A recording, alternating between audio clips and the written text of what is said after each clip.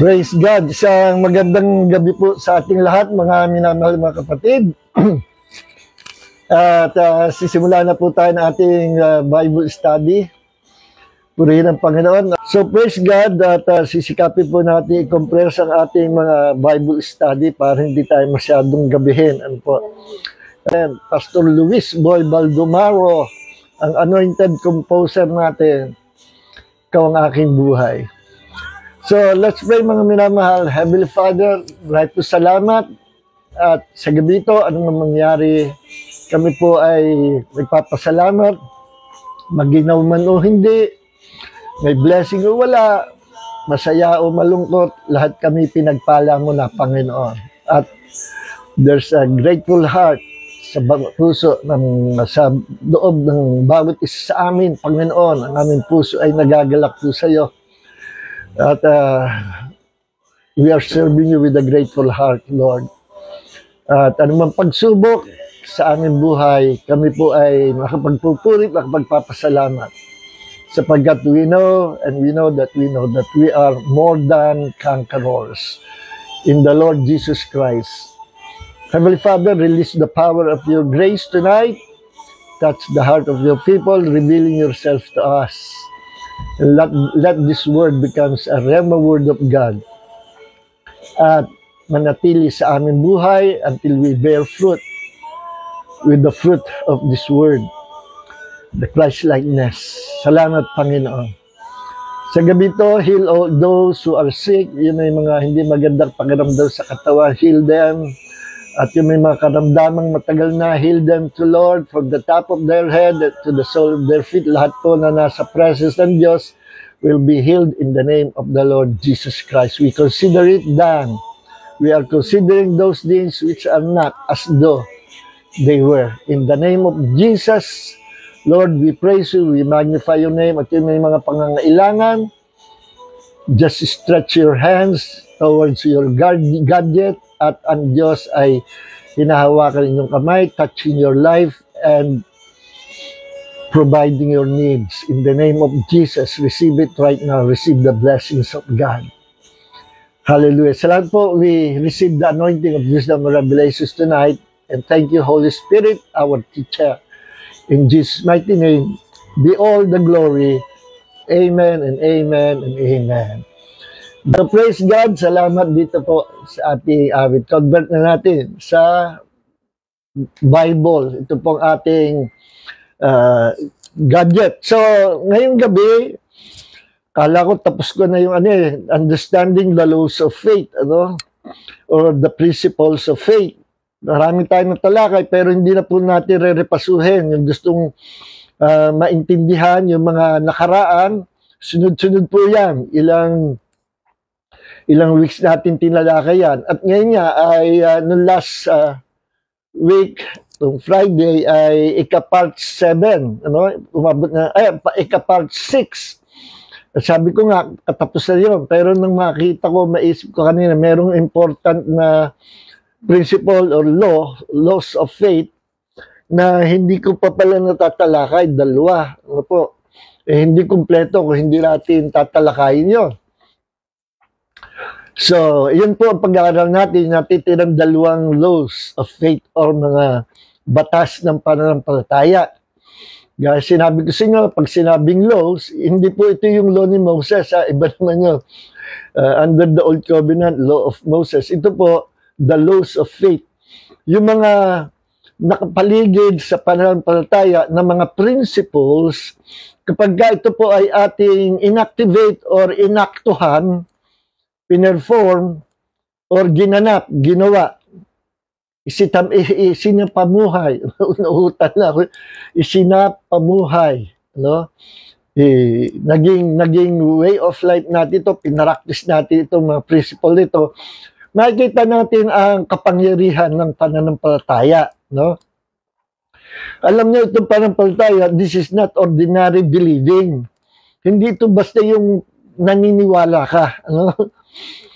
Sabi nga ni James, ni Apostle James sa Book of James, anong klase pananampalataya meron ka, no? Faith without action or faith without works. At yung works na tinutukoy niya doon ay obedience. Ano po? Yung pamumuhay natin, pagsunod sa Panginoon, yung nagiging kahawig ka ng Panginoong Jesus, yung meron kang Christ-likeness sa iyong buhay dahil ikaw ay sumusunod. Ano? Yun yung tinutukoy na faith, it must be faith plus works. No?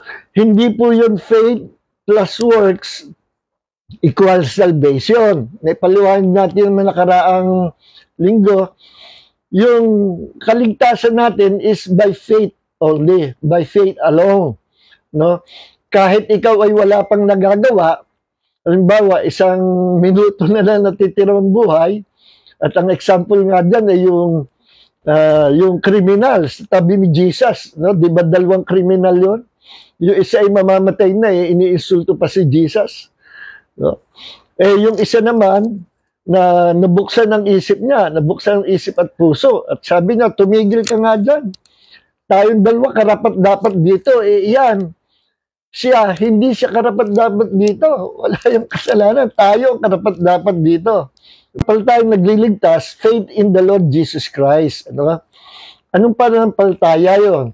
Kasi ang mga kulto naniniwala rin kay Jesus, ang mga cult religions, may mga churches naniniwala rin pero walang salvation sa kanila kasi ang paniniwala nila kay Jesus, siya ay tao lang. No? Ang mga religions of the world, majority ang paniniwala si Jesus is just a human being, a good prophet of God, sent by God. No? Pero hindi lang siya prophet of God or a good man. He is God. No? In fact, He is the creator of the universe. And siya rin ang lumikha sa atin. Okay? Ibang topic yan. No? So, He is God. So, ang pananampalataya nagliligtas, tatlo yung sasampalatayanan ko kay Jesus no, sa ikaliligtas. Number one, if you believe that He is God. No? Number two, God, if He is God, God who became a man. No? Or Diyos na nagkatawang tao. Yan ang mahalaga. No?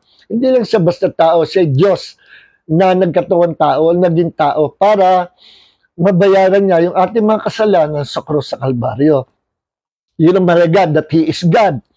Ang INC, ang Jehovah's Witnesses, ang ibang mga cults religions, or almost all cults religions, they don't believe that Jesus Christ is God. So there is no salvation do sa group nila. Okay. Kasi ang salvation, naipaliwanag natin last week yan, baka dyan tayo humaba sa pananampalataya yan. Ephesians 2, chapter 8, na we've been saved by the grace of God through faith in the Lord Jesus Christ. Ano? Ito'y biyaya at sa pananampalataya lamang, hindi by doing good works. Kaya in example ko, para daw tayo huwag magmayabang o magmapuri. At ang glory sa Panginoon. Ibig sabihin, pag tayo nanampalataya, halimbawa, kagaya ng kriminal sa tabi ni Jesus, sa huling sandali ng kanyang buhay, siya po ay nanampalataya. sa Panginoong Hesus. At sabi niya sa New King James Version, ang sabi ay, Lord, wag mo akong pagpunta mo sa iyong kaharian, wag mo akong kalilimutan. Isama mo ako sa iyong kaharian, so sa iyong sa paraiso.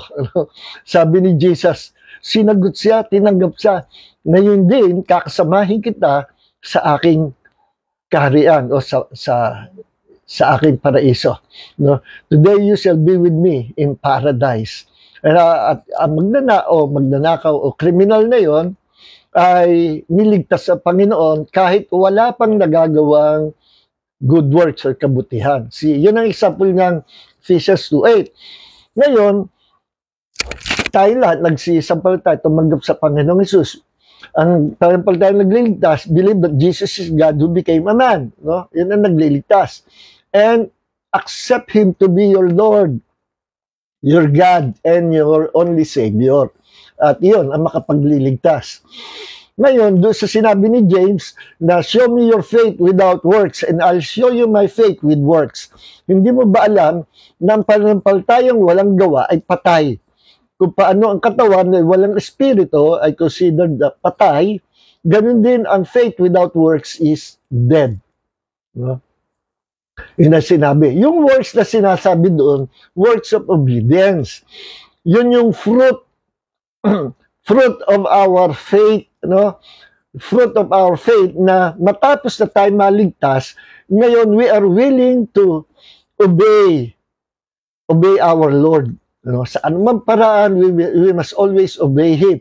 Sapagkat ang pagsunod sa Kanya ay demonstration of our true love and faith in the Lord Jesus Christ, our only Savior.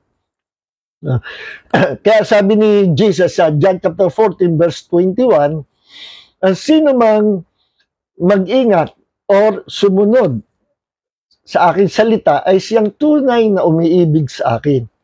At ang umiibig sa akin ay iibigin ng aking Ama. No? At kung magkagayon, iibigin ko rin siya. At ako'y magpapakahayag sa Kanya. See? Yun ang sabi Diyos. So, ang pagsunod, as we keep or obey His word, we are demonstrating our love, ng ating pag-ibig sa Panginoong Hesus. Kaya madali sabihin, I love Jesus. Pero ang tanong, sumusunod ba tayo? Pinamumuhay ba natin yung kanyang mga katuruan? No? Tayo ba yung ating pagsampalataya sa Kanya ay nagbubunga ng mabubuting gawa? After being saved, ligtas tayo, oobserbahan ng Diyos yung haba ng panahon kung hanggang kailan ka bubuhay ng Diyos. No? Yun, sa panahon na yun, under observation tayo ng Panginoon. Tinitingnan tayo kung tayo mamumuhay with the Christ-like character. Kung tayo mamumuhay na talaga sumusunod sa Kanya. Kasi yung mga tunay na umibig at nagsisunod sa Kanya, willing to die, even to die, no? Just to obey Him. Kahit patayin mo yan, basta hindi mo maihiwalay sa Diyos sapagkat yan ang tunay na nagmamahal sa Panginoon at sumusunod siya sa Panginoon. No? Ano man sabihin, Panginoon, sunod lang siya ng sunod. Yan po ang Kristiyano na inililigtas ng Panginoon. Kaya sabi ko nga, minsan nga, mas mabuti pa yung 1 minuto na lang, 5 minutes ka lang mabubuhay, tapos 80s ka, wala kang nagawang kabutihan.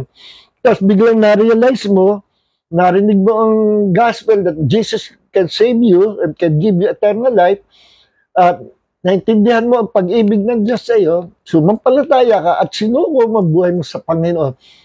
Even to the last breath, kinontes mo, Lord Jesus, I accept you, I believe and accept you to be my Lord God and Savior. Tapos biglang, nalagot ang hininga, na mailigtas po yung taong yun. Parang kagaya si anong kriminal sa tabi ni Jesus, walang nagawa. Minsan mabuti pa yung gano'n kaysa yung nabuhay tayo, nanampalataya, tapos naging pastor pa. 30 years na naglingkod sa Panginoon, at the end of 30 years, nag-backslide. Nagsawa sa pananampalataya at nag-enjoy sa kasalanan, sa libutan. Bumalik sa dating buhay na ginagawa niya, buhay kasalanan. Ay, ang dami pong ganyan. mali yung katwiran ng ibang tagapagturo. Sabi, kung talagang born again, hindi yan magbabackslide. Aba, sino may sabi sa'yo? Marami ako nakita mga tunay na born again, nag-backslide, mga pastor pa, mga evangelist pa. Kita niyo yung, lalo sa Amerika, yung pastor, nagpastor ng 12 years. Na-offend, hindi ko maalam kung sa board na offend, nagpaalam sa Sunday, tumayo. At akala magsesermon, yun pala, magpapaalam sa congregation. For 12 years, pinagpastor yung church at lumago yung church. Then, offend siya. Then, hindi na makaya yung mga kumakalabas sa kanya sa loob ng church. Nag-resign siya at sabi niya, ayoko na magpastor. Yun yung isa. At sabi niya, hinihintay ako ng mga kaibigan ko, mga taga-salibutan. Mahalaga ako sa kanila. Mas mabubuti sila kaysa sa inyo. Mahal nila ako. Mahalaga ako sa kanila. Bumalik siya sa libutan. Yung isa naman pastor, nagpastor ng 30 years yata. Nagsawa rin, tumalikod din sa ministry. Pero at least, siya yung umaate naman. Pero ayaw na lang na maging pastor. Meron pong ganyan, nakakaawa yung mga ganyan. Kadalasan, yung hindi makatagal ng ganyan, yung labanan nasa loob ng church. Minsan, persecution outside the church, pinapersecute ko ng mga unbelievers, kaya mo tatagad pero kung best friend mo, workers mo, or mga board of trustees o board of demons, deacons pala, medyo nakakuha ka ng katapat. Sometimes ginagamit din ng diablo yung mga nasa loob, para ikaw ay alisin sa iyong pananampalataya at paglilingkod sa Panginoon. Meron mang ganyan. So, sa span na yun, na binigyan ka Diyos ang buhay, na mahabang buhay, naglilingkod sa Panginoon, under observation tayo. Tinitingnan ng Panginoon kung tayo ay magbubunga. Sabi ni Jesus sa John chapter 15, nandoon yan, ang sanga na hindi nagbubunga ay pinuputol at natutuyo at itinatapos sa apoy. Yung sanga ng puno ng ubas na hindi nagbunga, ang ine-expect pala nung vine dresser ay yung magbunga yung sanga. At sadya naman, kaya nga nagtatanim ng puno ng ubas, hindi naman, ang mahalaga, hindi kung alin doon, hindi yung dahon. Ang mahalaga, yung bunga. Na pwedeng ibenta, pwedeng kainin, mahal ang ubas. Yun ang mahalaga yung bunga. Yung sanga na hindi nagbubunga, istorbo lang yan doon sa mga sanga magbubunga. Kaya pinuputol yan at tinatapos sa po. Yun yung kalagayan na mga, kahit naging Kristiyano ka, bahagi ka ng ubas, ang puno ng ubas si Jesus at hindi ka nagbunga, puputulin ka ang Panginoon. At you will be thrown into the lake of fire. Kaya may warning ang Panginoon. Sorry sa mga osas, mga kaibigan osas. Walang personal, doctrine. Hindi po totoo osas. Ang daming talata sa Bible. Basahin nyo. Na may warning ang Panginoon through Apostles Paul at sa mga iba pang kasulta sa aklat ng Hebrew. May warning na mag-ingat tayo. Kailan tayo ay maging mabunga. At ang bunga niyan, the fruit of the Spirit is siyam yun. Love, joy, peace, long-suffering, meekness, gentleness, goodness, temperance, faithfulness. All those fruit is the manifestation of Christ-like character. Okay. So, yung good works na sinasabi doon, tell me your faith without works, and I'll tell you my faith with works. Yung sinasabi ni James. After na iniligtas tayo ng Panginoon, kailangan magbubunga tayo, magiging kahawig tayo ng Panginoon. Okay? At the more we obey God, the more we'll become like Him. Okay. Now, punta na tayo dito sa topic natin. Dalawa itong tatalakayin ko na ito na bibilisan natin. Number one, another principle ito. Basahin natin Romans chapter 4 verse 17 sa Net Bible. As it is written, I have made you a father of many nations, referring to Abraham, the father of our faith. Siya yung sinasabi sa Bible na ama ng ating pananampalataya, si Abraham. No? Sa kanya una, after ng Noah's flood, nung nirestore ng Diyos ang mundo, siya yung kauna-unahan na nanampalataya at gumawa ang Diyos ng covenant sa kanya, kay Abraham, Abrahamic covenant. At kay Abraham, pinangakuan ng Diyos through that covenant na ang lahi ni Abraham ay pagpapalain ng Diyos. No? Dalawa ang lahi ni Abraham, isang spiritual at isang lahi niya, kalahi niya sa DNA, yung talagang galing sa kadugo niya. Ito yung mga Jews. Ang Israel, ang lahi ni Abraham. Kasi ang naging anak ni Abraham, si Isaac. Naging anak ni Isaac, si Jacob. Si Jacob ang pinili ng Diyos to become the nation Israel. No? Si Jacob, lumaki. Si Jacob, lumaki ang Israel. Kaya siya ay apo ni Abraham. At lahat ng mga descendants sa iyo, mga Jews, mga Hudyo, ay sila yung kalahi ni Abraham sa DNA o sa flesh, no? Sa physical. Tayo naman yung kalahi sa spiritual. At kaya tayo ay naging kalahi ni Abraham because of the Lord Jesus Christ. Idinugtong tayo ni Jesus kay Abraham, no? Nung siya ay ipinako sa krus, no? Yung kanyang buhay sa cross, pinambayad niya sa ating mga kasalanan. Tinubos niya tayo sa sumpa ng kasalanan. Tinubos niya tayo sa ano yun threefold curses yan The curse of death, curse of sickness and disease, curse of poverty, and apat pala, curse of sin. Ano? So yan ang mga bunga ng curse of sin na pumasok sa mundo. Kaya ang tao namamatay, ang tao nagkakasakit, tao naghihirap because of those curses. No? Pero sabi, Jesus redeemed us from all those curses. Kaya anytime, pwede tayong dumalangin sa Panginoon at iligtas tayo sa mga curses na gusto pa pumasok sa atin, ay tayo naman hindi nasakop niyan, yung mga curses of the law. No? Okay. Now, lahat ng blessing pinangako ng Diyos kay Abraham, damay tayo.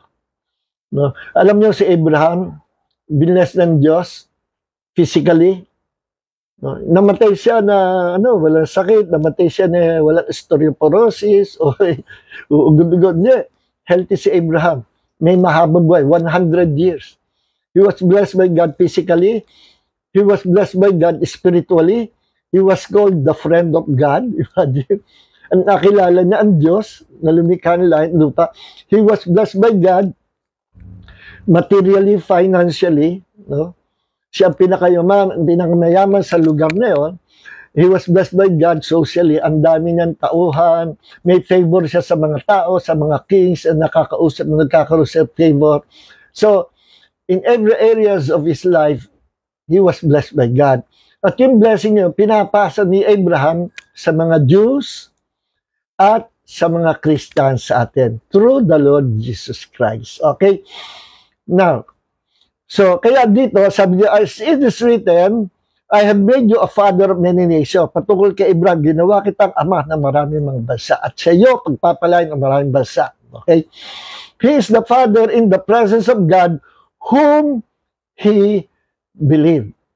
The God who makes the dead alive and summons the things that do not yet exist as though they already do. At ito po ang pag-aaral natin. Yung salitang God who makes the dead alive and calls those things which are not as though they were. Una, binanggit niya si Abraham kung paano si Abraham ay tinawag at binlas ng Diyos. Pangalawa, binanggit dito na kung tinawag niya si Abraham, ang Diyos mananawag. Na kapag yung pagkatawag na kay Abraham, pinangakuan niya at yung pangako niya, nangyari. Basta ang Diyos tumawag at nag-submit ka sa tawag niya, mangyayari yung kanyang sinabi sa iyo. Yung pagkatawag niya, magbubunga. Ngayon, binanggit dito yung pangalawa, yung ang Diyos na bumubuhay kahit patay. Ano? Si Abraham, patay ng katawan niya, matanda. Pero nagkaanak pa 100 years. Ano? Si Sarah, 90 years. Ano? Na-rejuvenate ang mga system, mga cells sa katawan. With God, all things are possible. Pangatlo, yung salitang pagkatawag, ang Diyos na tumatawag sa mga bagay na hindi pa nangyayari, pero kinukonsidera ng Diyos na waring nangyari na. Sa King James, He called those things which are not as though they were.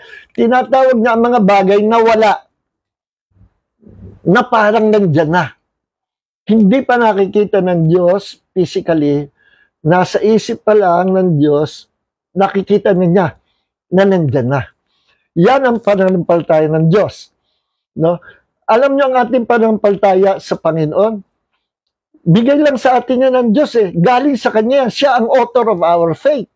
Siya ang pinanggalingan ng ating pananampalataya. At ang pananampalataya niya, hindi yan ka-ordinaryong paniniwala. Yung ordinaryong paniniwala, ang mga demonyo man, naniniwala rin. Sabi nga ni James, even demons believe. Pero tanong, ligtas ba sila? Hindi. Kasi ibang paniniwala yung sa mga demonyo. Yung sa atin, yung paniniwala natin, tinatawag na faith, it comes from God. Nanggagaling yan sa Diyos na the more you heard, believe, and receive the word of God, the more faith comes into your heart. Ang pananampalataya ng Diyos, siya may-ari niyan, no? Faith is a force na galing sa Diyos, kapangyarihan na galing sa Diyos, na ini-inject ng Diyos sa ating puso.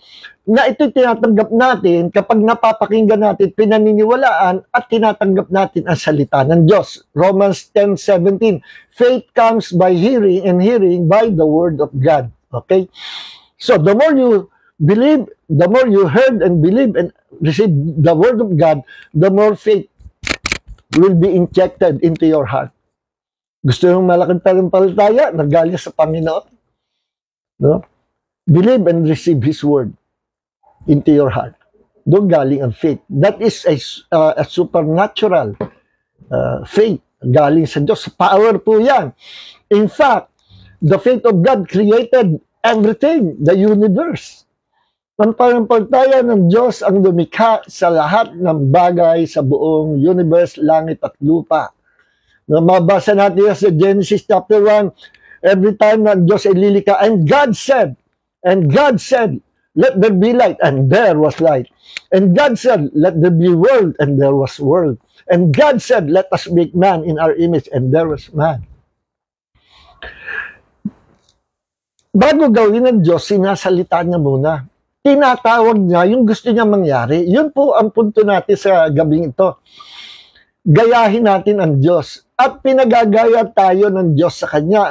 Kaya nga binanggit dito na God who calls those things which are not as though they were. This is another principle of faith na kapag may pinaniwalaan ka na gusto mo mangyari, confess it, declare it with your mouth, coming from your heart, not from your head. You know?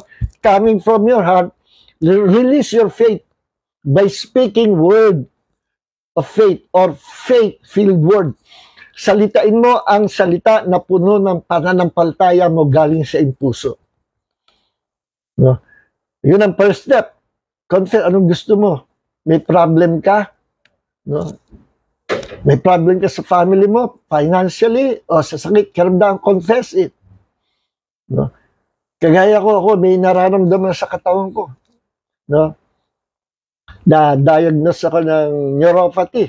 Nanginginig yung mga kamay ko, pa ako. Hindi ako maalis lumakad niyo. Pero, I'm declaring that Jesus took my sicknesses and carried my diseases, and by His wounds, I am healed.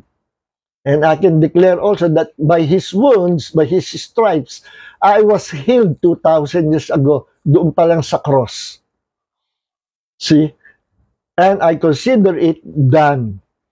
Hindi ko pa nararamdaman, hindi pa ayos yung lakad ko, no? Nanginginig pa yung mga kamay ko, pero I'm considering those things which are not as though they already do, no? As though they already do, or as though they were. sa King James. So, pag may hinihingi ka sa Panginoon, it's either by faith declaring the promises of God or by praying to God, alin man sa dalawa, pwede. Declare it in the presence of God or just pray it to God. Ang pinakamalaga, yung pangako ng Diyos sa Bible ay kino-confess mo. Dinideclare mo sa Diyos at yun ay paraan na yung ibinabalik sa Diyos yung kanyang sinabi. Kasi siya rin nagsabi, Isaiah 55:11, na so shall my word be that goes forth out of my mouth. It shall not return to me void, but it shall prosper in the thing whereto I send it, and it shall accomplish that which I please. Sa Tagalog, ipapaliwanag ko po, sabi ng Diyos, ang salita ko, binigay ko sa inyong kamay, sa atin. We have the word of God. No? At kayo ang pinagsuguan ko ng aking salita, hawak ng aking salita. Kapag ang salita ko, may binigay ko sa inyo, ay ibinalik nyo sa akin sa paraan ng declaring it to me, saying it, confessing it to me, confessing it before God, hindi maaring hindi ito magbubunga ng pangyayari. It will come to pass. It will be done unto you. Siya nagsabi nun, God is not a liar. No? Kaya practicein natin yun. Ano ang gusto natin mangyari? No? May sakit ka na nga, sasabihin pa, parang mamamatay na yata ako. Mangyayari yung mamamatay ka na. Kita nyo yung pinag-aralan natin last week, Numbers chapter 14, verse 28. Kinasasabi ng mga Israelites sa disyerto, reklamo, complain, bulong. Sinisisi nila ang Diyos, sila dinala sa wilderness para lang daw mamatay. Ano? Puro patay yung binabanggit nila. Ibalik mo na kami, Moses, sa Egypt. Mas gusto pa namin kami alipin doon. Ano? Sila nga, kaya sila pinakawalan ng Diyos doon, dumadaing sila sa hirap. Mga walang utang, sa Pilipinas, walang utang na loob. Hindi sila marunong magpuri sa Panginoon, puro paninisi, complaining, murmuring, at hindi na nakasisi ang Diyos after 40 years. Sabi ng Panginoon, Moses, sabihin mo sa aking bayan, kung ano yung sinasabi nila sa aking pandinig, yun ang papangyayarihin ko sa kanila. Anong sinasabi nila? Mamamatay kami on the way to the promised land, patay na kami lahat. We cannot enter into the promised land. We shall all die to this wilderness. Yun ang nangyari. Kaya sa Moses generation, wala po nakapasok sa promised land. It was the Joshua generation. Yung maliit na bata, pinalaki. Pinalaki nila Joshua, nila Caleb, at tinuruan tayo. Sila yung nakapasok sa promised land. The new generation. Okay. So, ganun po, nung ang Diyos ay lumikha ng lahat ng bagay, ang principle of faith na ginamit niya ay yung dinideclare niya, tapos kinukonsider niya na nandyan na kahit wala pa. No? Halimbawa, ang refrigerator niyo ay walang laman. Napapawala kayo sa inyong sarili. Wala ka laging pera. Wala ka lang ang pera. Huwag mo na, di-declare na wala ka laging pera. Kaya ka nawawalang pera. Kaya ang hirap-hirap ang buhay ngayon. Lagi ako walang pera. No? Lagi ako, nasisisanti sa trabaho. Masyado ka negative. Tandaan nyo, faith is always positive. Even the cross of Jesus is a positive symbol. Okay? Hindi minus. Ang pananampalataya, laging padagdag. Si Satanas, siya yung nagnanakaw, siya yung pabawas, siya yung subtraction. Ang Panginoon, addition and multiplication. Sabi Jesus, John chapter 10, verse 10, si Satanas, ang magnanakaw, naparito lamang para magnakaw, pumatay, pumuksa. But I come that you might have life and have it abundantly. O, addition. Si Satanas, pabawas. Ang Diyos, pabigay. The thief, the taker is the devil, and God is the giver. So, manahin natin yun. So, kaya, let's practice faith by confessing positive words. Especially the promises of God are all positive.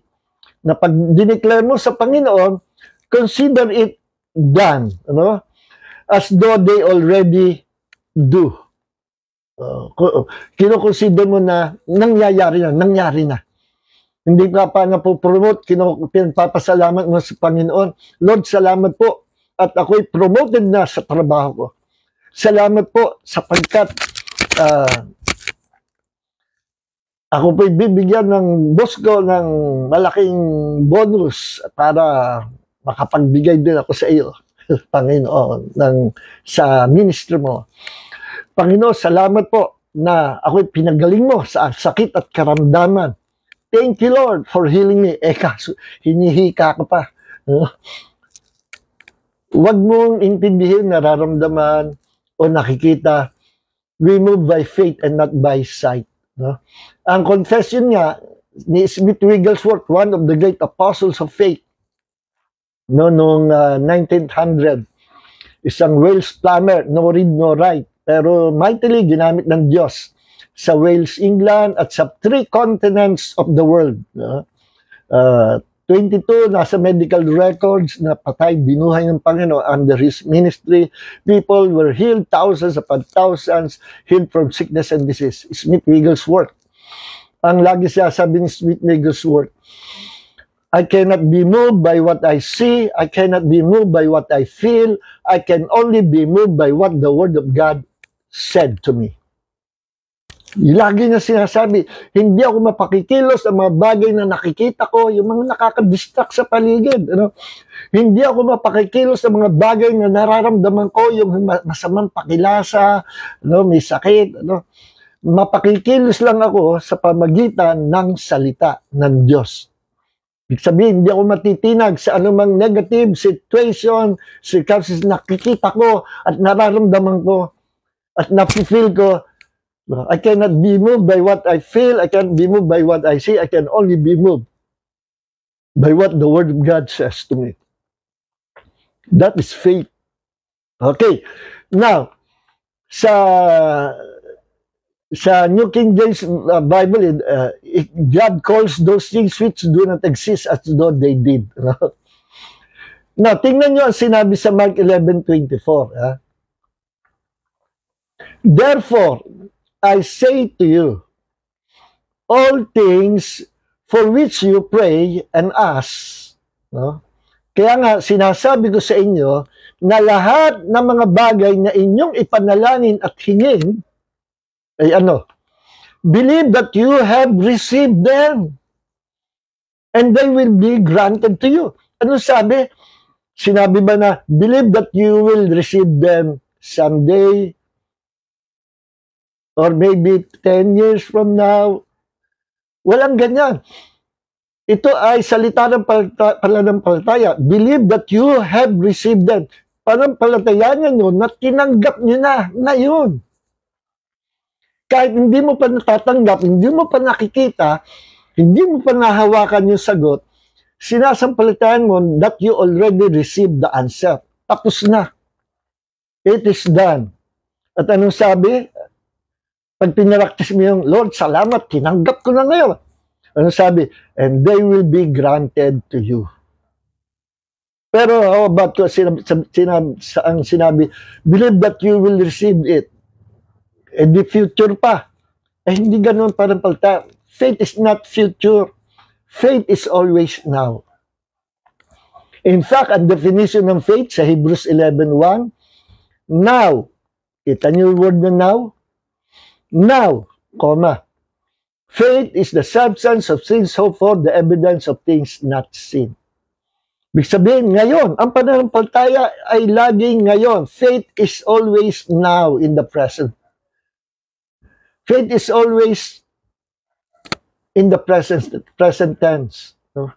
At present, nananampalataya ka. At present din, bibigay sa'yo ng Diyos. Pero hindi mo pa nga nakikita, pero at present, binigay na sa'yo right now.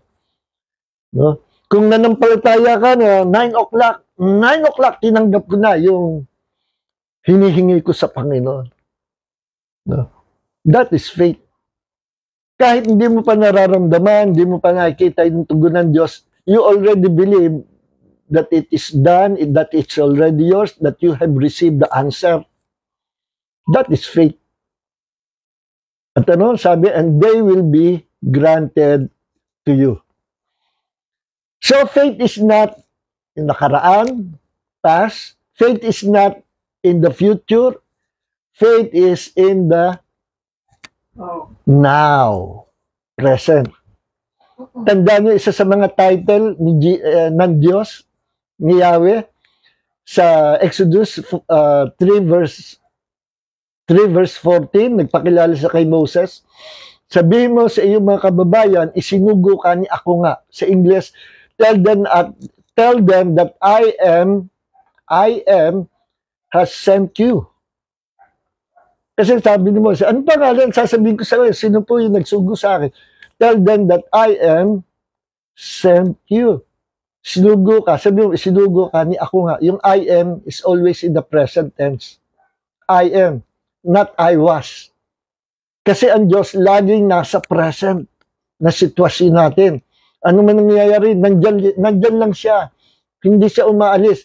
Hindi siya yung Diyos na nakaraan. No? Ang tao, hilig ilagay ang Diyos sa nakaraan eh. Kagaya ng mga doctrine ng cessationism. Tapos na raw pagpapagaling ng Diyos. Tapos na raw ang himala. Tapos na raw ang gifts of the Spirit. Tapos na raw ang pagkilos ng banal na Espiritu. Tapos na raw ang ministry ng Holy Spirit. Abay, nakakahiya sa Panginoon. Nakakahiya sa Holy Spirit. Kaya nga isinugo ng Holy Spirit para sa mantas. Sasabihin mo, tapos na. Hindi pa natatapos. Kaya sinabi niya sa aklat ng Hebrews, Jesus Christ is the same yesterday, today, and forever. Walang inaalis ang Diyos, tao, at si Satanas. Ang may kagagawa na pinag-aalis yan, gumawa ng ganyan doktrina. No, cessationism. Nakakahiya sa Panginoon. Sa kagandahan na binigay sa atin, tapos aalisin mo naman yung mga truth na yan. Kaya yun nagpapalakas sa atin. Jesus Christ is the same yesterday, today, and forever. He is the great I am. Yung I am nagpakilala kay Moses sa burning bush sa Mount Sinai, si Jesus yon, ano? Yes, wala tayong time para talaga. Si Jesus. Kaya si Jesus, mahilig magsalita siya, I am. Sino hinahanap nyo? Si Jesus at taga Nazaret. Sabi na sa mga sundalong alias aresto sa kanya, I am. Bahay na-slay sila, patalikod, nagtumbahan sila, may pwersa na, boom, tumba silang lahat. No? Ganon ka-powerful yung I am. Sabi Jesus, I am the bread of life. I am the light of the world. No? I am the way, the truth, and the life. Ang daming I am ni Jesus. Siya kasi yung great I am. He is God. Okay? Now, nawala yung aking verse. Yan. Okay, another example. John chapter 11 verse 41. Ito po, si example ito ng binuhay ni Jesus si Lazarus. Tandaan nyo? John chapter 11 41, 4 na araw patay si Lazarus, iba, inuud na yung gano'n. Mabaho na yun. Nung bubuhay ni Jesus, alisin nyo ang bato sa libingan ni Lazarus. Panginoon, may amoy na yan. Ilang araw nang patay. Alisin nyo. No? At bago na pinagawa yun, nag-pray muna siya sa Ama. At ang prayer niya ay ito. Therefore, I say to you, ito. Pinaalis na muna ang bato. No? Nag-isip yung mga tao, ba't pinaalis? Nabubulok mo si Lazarus. And Jesus, so they removed the stone and Jesus raised his eyes and said, nung inalis yung bato, tumingala siya sa langit, kinausap ng Ama. Ang sabi, Father, I thank you that you have heard me. Ama, nagpapasalamat ako sa iyo sapagkat ako ay dininig mo na. Tapos na. He considered it done. Tapos na. Pero ang tanong, buhay na ba si Lazarus? Hindi pa. No? May epekto na ba yung ibig sabihin, nakita na ba ng mga tao na lumabas si Lazarus? Hindi pa, patay pa rin. Pero kay Jesus, sa panampalatayang Jesus, ang sabi niya, Father, I thank you that you have heard me. Hindi pa buhay si Lazarus, hindi pa binubuhay ng Ama, nananampalataya si Jesus sa Ama na tinugon na siya ng Ama. And that is pure faith. Hindi pa nangyayari, pinagpapalagay na niya na dininig na siya. And that is faith. Pero kung prayer nyo, Ama, salamat po. At ako po ay didinggin mo. That's not faith. Pag sinabi mo, salamat po, Panginoon, sapagkat baka ako'y dinggin mo. Ay walang baka-baka. Pag pananampal tayo, walang baka-baka. Hindi rin pwedeng, sana, harinawa, parang awa mo na, Panginoon. Tugunin mo po ako. That's not prayer of faith. Ang prayer of faith, Father, I thank you that you have already heard me. See? That is faith. It's done. Now, faith is the substance of things, so for the evidence of things not seen. Nananampalataya ka ngayon, kahit wala pa. Okay? Pansin niyo yung example sa Matthew chapter 9, verse 20 hanggang 21, meron yung babaeng inaagasan, woman with the issue of blood, naubos na yung kanyang mga perang inipon, mga kayaman niya sa pagpagamot sa doktor for 12 years, wala makapagpagaling sa kanya hanggang sa nabalita niya, si Jesus, the miracle worker, ay nagpapagaling at narinig niya na patungkol kay Jesus. Kasi si Jesus, at siya na excited, sabi niya, basahin natin. Verse 20, Matthew chapter 9, verse 20 and 21. And behold, a woman who had been suffering from a hemorrhage for 12 years came up behind him and touched the border of his cloak. At ang kasunod nito, na makikita natin sa context, pinagaling siya ng Panginoon. At nagulat ang Panginoon, may nag-release, may humipo sa kanya sa pananampalataya, daming nagsisihipo sa kanya. No? Pero sino yung nakakuha na atensyon kay Jesus? Yung hipo ng pananampalataya. Everybody were touching him. Kaya sabi niya, sino humipo sa akin? Sabi niya, Lord, lahat nakahipo sa iyo. Tatanong mo sino humipo sa iyo. Ang tinutukoy Jesus, who touched me with the touch of faith? At yung babae, at paglingon niya, natakot yung babae, akala papagalitan siya. No, Jesus is God and God is good. At sabi, babae, pinagaling ka ng pananampalataya mo. Umuwi ka na. No? Pinagaling siya, Panginoon. Bakit siya pinagaling? Kasi ito ang pananampalataya niya. Verse 21, for she was saying to herself, sa original na Greek, ganito po ang idea. For she kept saying to herself, sapagkat lagi niyang sinasabi sa sarili niya. She kept saying to herself, if I only touch his cloak, I will get well, I will be healed. Itong pananampalataya ng babae, hindi pa na nakikita namimit si Jesus, meron na siyang goal at meron siya ng paniniwala na siya'y gagaling. At ang kanyang goal, sabi niya, kung mahihipo ko lang ang laylayan ng kanyang damit, ako ay gagaling. No? Ako ay gagaling. So, hinintay niya yung panahon na magkita sila sapagkat yun ang panahon na siya ay ang paniniwala niya, siya ay pagagalingin ng Panginoon. Kaya yung nahipo niya, touch of faith, yung laylayan ng damit ni Jesus, she was instantly healed by the anointing from Jesus. No? Tumulay sa laylayan ng damit, patungo sa babae, at siya gumaling completely. See?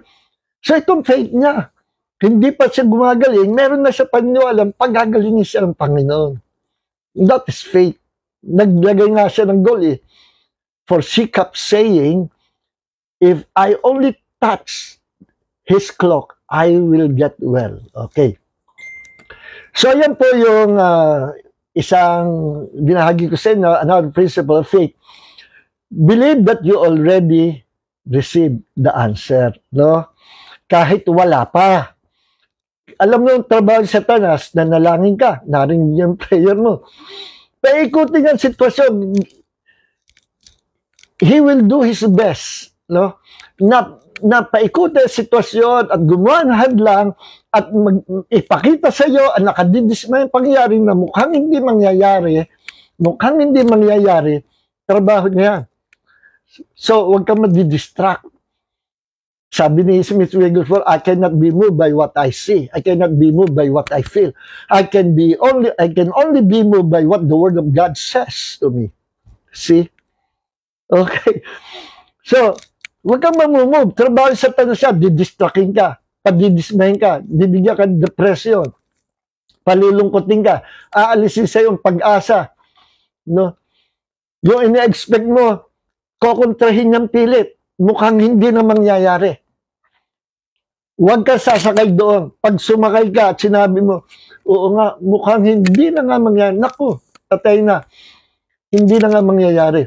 Para ka nagtanim ng seed, meron ng ugat sa ilalim, hindi pa nga lang umuusbong, pero buhay na ito at ito ay lalaki na bilang isang malaking punong kahoy. Pero ginawa mo, nung hindi mo makita, yung mga ugat na tumutubo na sa ilalim, binunot mo. Ay, may ugat na pala. Binunot mo. So, nawala yung blessing. So, wag niyong bubunutin ang inyong pananampalataya sa inyong pinaniniwalaan. Okay? Now, second principle, last principle of faith, the principle of forgiveness. This is the importance of forgiveness. Bakit napakahalaga ng forgiveness? Mark 11:25, ang sabi dito, and whenever you stand praying, forgive if you have anything against anyone, so that your Father who is in heaven will also forgive you for your offenses. Ang sabi dito, kaya nga kung ikaw ay nakatayo na nananalangin, during your prayer time, isipin mo, sino kayang tao hindi ko napapatawad? Forgive them. Forgive if you have anything against anyone. Kung against ka, natisod ka sa kanya, o laban ka sa kanya, patawarin mo na siya. Bakit? Sabi dito ni Jesus, so that your Father who is in heaven will also forgive you for your offenses. Bakit kaya? Kasi sabi, kapag hindi mo pinatawad sila na nagkasala sa iyo, hindi ka rin patatawarin ng Amang nasa langit. Ang sinabi yan ni Jesus sa pagtuturo niya ng prayer sa kanyang mga alagad, remember sa Matthew chapter 6, at sa verse 12 and 14, ito ang sabi, and forgive us our debts as we also have forgiven our debtors. At patawarin mo kami sa aming pagkakautang, gano'n pagpapatawad namin sa mga nagkautang sa amin. At sabi sa verse 14, sapagkat, for if you forgive other people of their offenses, your heavenly Father will also forgive you. Sapagkat kung hindi mo pinatawad yung ibang tao sa mga atraso sa iyo, hindi ka rin patatawarin ng Diyos sa lahat mong kasalanan o sa iyong mga kasalanan. So, God forgives us, He cleansed us through the blood of Jesus. Now, nasa atin ang tinuro ng Panginoon na kung yung iba na magkasala sa'yo, gayahin niyo ako, pinatawad ko kayo, patawarin niyo sila. Sapagkat yan ang karakter ko, sabi ng Panginoon. Maging kamukha ko kayo.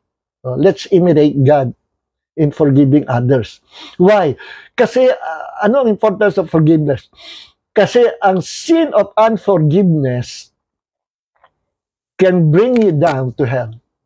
Kaya kang hatakin ng kasalanang hindi pagpapatawad sa impyerno. In fact, ito, totoo ito, maraming testimonies na nabasa ko, mga genuine, 100% genuine testimonies from people who went to hell. At isa sa mga shocking na nakagulat sa kanila sa hell, kasi yun yung mga near-death experience. Nakita nila, pero binuhay silang Panginoon. Nakita nila, pare-pareho sila na-observan, ang daming Kristiyano sa impyerno eh. Alam niyo kung ano yung mga kasalanan nila? Immorality. Yun. Ano pa? Pamimera. Panluloko sa tao. Ano pa? yung pangangalo niya, pakikiapid. Meron ng isang pastor, youth pastor feeling pogi siya. Youth pastor.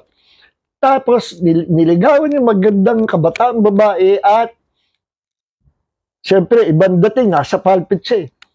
Nakiapid siya. Nag-commit siya ng fornication sa iba't ibang mga young people na sinamantala niya yung posisyon niya na nakikita siya na marangal sa pulpit as youth pastor. Inabot siya ng kamatay, hindi siya nakapag-repent. Ano nangyari? Nasumpungan niya sarili niya, nasa hell.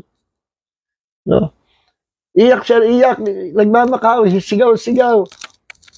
Hindi na siya makakabalik. Wala na second life. At yun yung kasalanan niya. Meron namang isang babaeng pastora for 30 years. Nakita nung kabataan babaeng dinala ng Jesus sa hell, no? Pinakita yung senaryo na yon. Sabi nung kabataan babae, Lord, kilala ko po yan, taga-amin yan. Ang bait niyan, pastora, nagpapakain po sa mga bata, sa mga... Ba't po siya nandito sa hell at nagsasuffer? Ano pong kasalanan niya? Sabi ni Jesus, kasalanan niya, yes, nahabang taon siya nagpastor, pero ang kasalanan niya, ayaw niya. At ayon-ayon niya, never sa kanya, napatawarin ang kanyang asawang nagkasala sa kanya. Ayaw niyang patawarin. No? Hindi siya nag-forgive sa kanyang asawa, nagkasala sa kanya, kaya right now, nasa hell siya. No? Kaya sabi ko nga, ang salvation, regalo lang sa atin ng Diyos. No? Sandali lang mawala sa atin yan. Kung hindi mo ingatan ang sarili mo. Kaya ito yung mga kasalanan na pwedeng hatakin ang Kristiyano sa hell. Sin of unforgiveness. Ito ay isa sa tatlong unpardonable sin. One is the sin of unforgiveness. Number 2, sin of rejecting Christ. Number 3, sin of tawag dito. Nakalimutan ko sa English yun. Apostasy. Totally ni-reject si Christ. Yun nga pala yun. Rejecting Christ. No, pwedeng sa bibig, pwede sa pamumuhay, ni-reject mo si Jesus. Kala mo saved ka pa, ni-reject mo na pala sa pamumuhay mo si Jesus. Apostasy, bumalik sa dating buhay. At ito, sin of unforgiveness, isa ito. So, mga kapatid, napakahalaga na mabuhay tayo sa pag-ibig, and love always forgives. Kaya ito, kasama sa principle of faith, your faith will not operate without love. Basahin ko sa inyo, sa Amplified, Galatians chapter 5 verse 6, kasi sabi sa English translation, faith is working through love, no? Or sa King James, faith worketh by love. Sa Galatians chapter 5 verse 6, Amplified version ng Bible, for if we are in Christ Jesus, neither circumcision nor uncircumcision means anything, but only faith. Only faith. Faith activated and expressed. Ano rin sabi? Faith is activated and expressed. Ito ay napakikilos, napapaandar, na-activate at na-express at kumikilos, working through love. Yes. So kung hindi ka lumalakad sa pag-ibig ng Diyos, hindi mo napapakita sa Panginoon yung pag-ibig mo sa Kanya at pag-ibig mo sa kapwa. Dalawa yan Dapat tama yung relationship natin sa Diyos, horizontal relationship and vertical relationship. Horizontal relationship natin with other people, and vertical relationship with God. Pareho dapat may demonstration ng pag-ibig natin sa Diyos. Anong demonstration ng pag-ibig sa Diyos? We are obeying God. We have Christ-like character. At demonstration ng pag-ibig ng Diyos sa lahat ng tao. No? Yes.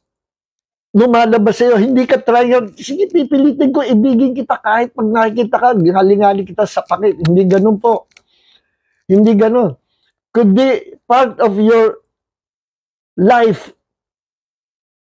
It's your way of life na maging mangingibig sa mga taong hindi ka ibig-ibig.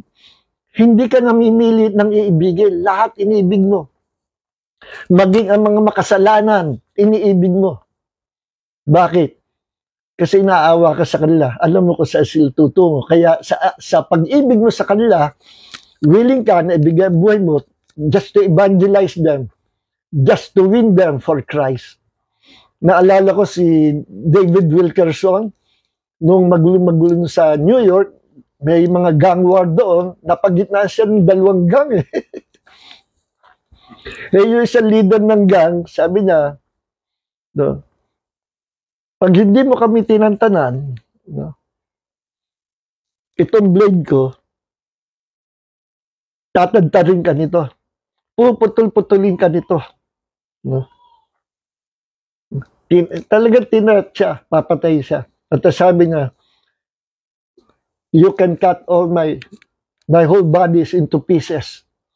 And each piece will say to you that I love you, Jesus loves you.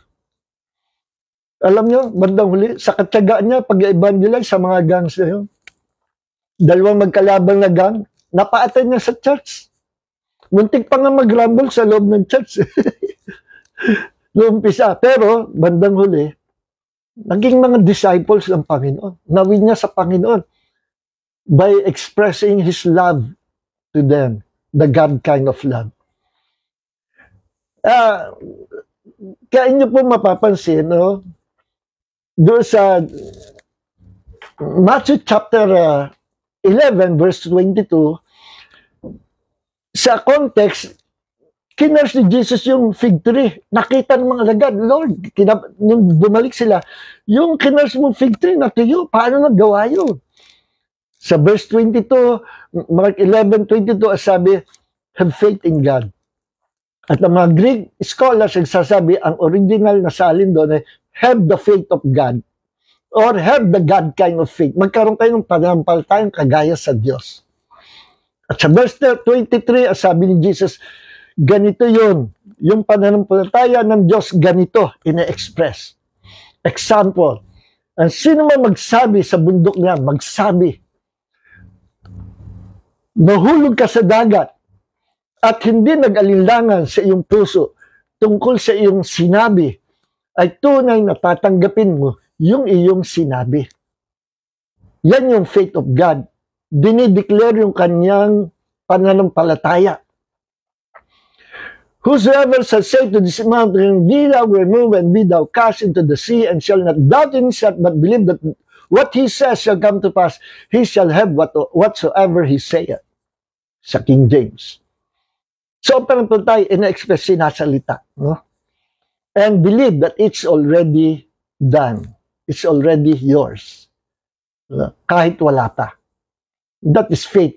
Then, pagbaba mo sa verse 24, ang sabi, yung pitilakin natin kanyang principle of faith, kaya ako kayo mananalangin, sampalatayan nyo na tinanggap nyo na. Hindi nyo pa natatanggap, tinanggap nyo na, tapos na, calling those things which are not as though they were. Kahit wala pa. Yan, another principle. Yun yung kanina. No? Then, pagdating sa verse 25, ito na yung huling tinatalakay natin. That faith is working through love. Na, sabi doon, ay, and whenever you stand praying, forgive them if you have anything against anyone, so that your Father who is in heaven will also forgive you for your offenses. No? Yan ang sabi Jesus. Magkakasama yung yung principle of faith kasama itong principle ng forgiveness. Why?